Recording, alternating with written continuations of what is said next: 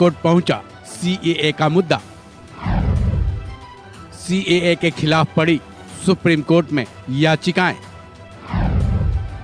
CAA पर CJI Chandrachud क्या सुनाएंगे फैसला। लोकसभा चुनाव से ठीक पहले केंद्र सरकार ने सीएए पूरे देश में लागू कर दिया, जिसके बाद अब पूरे देश में उबाल वाले हालात हैं। सीएए के खिलाफ विरोध के सुर काफी तेज हैं। इसी बीच सीएए के मुद्दे ने सुप्रीम कोर्ट का दरवाजा खटखटाया है।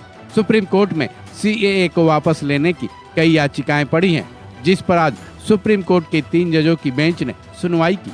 इस बेंच की अगुवाई सीजेआई चंद्रचूड़ कर रहे थे। उनके साथ जस्टिस जेबी पारदीवाला और जस्टिस मनोज मिश्रा शामिल हैं। वहीं याचिकाकर्ताओं की तरफ से कपिल सिब्बल ने सीजेआई की बेंच के सामने दलीलें पेश की और केंद्र सरकार की तरफ से सॉलिसिटर जनरल तुषार मेहता ने अपनी तरफ से दलीलें दी। सबसे पहले जानते हैं कि सीजेआई की बेंच में जो याचिकाएं डाली गई हैं, उनमें क्या मांग की गई हैं।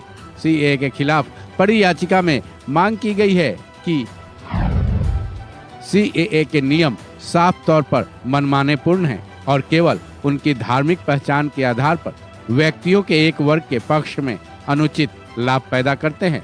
ये भारतीय संविधान के अनुच्छेद 14 और 15 के तहत अनुमति योग्य नहीं है।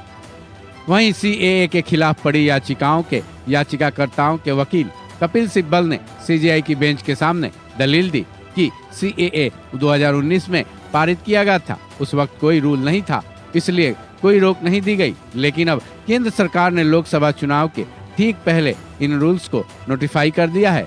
ऐसे में अगर नागरिकता दे दी गई तो उसको बदलना असंभव होगा।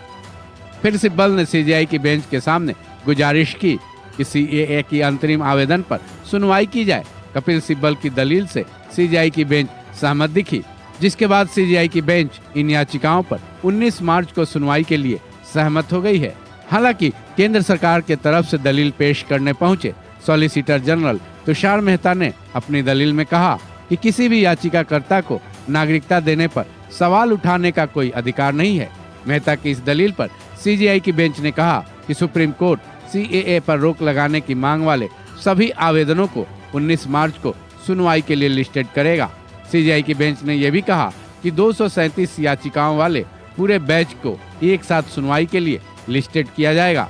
बता दें कि 11 मार्च को केंद्र सरकार ने जब पूरे देश में सीएए लागू किया था, उसके एक दिन बाद 12 मार्च को केरल की राजनीतिक पार्टी इंडियन यूनियन मुस्लिम लीग सीएए के खिलाफ सुप्रीम कोर्ट का दरवाजा खटखटाने पहुंचा था। उसके बाद सुप्रीम कोर्ट में अब तक 237 आवेदन सीएए के खिलाफ पड़ चुके हैं। बहरहाल अब सीजेआई चंद्रचूड़ की बेंच 19 मार्च को इन सभी याचिकाओं पर एक साथ सुनवाई करेगी, जिसमें यह देखना अहम होगा कि सुप्रीम कोर्ट के दरवाजे से सीएए को लेकर क्या फैसला निकलकर बाहर आता है। इस खबर में बस इतना ही। बाकी अपडेट्स के लिए जुड़े रहें वन इंडिया हिंदी के साथ।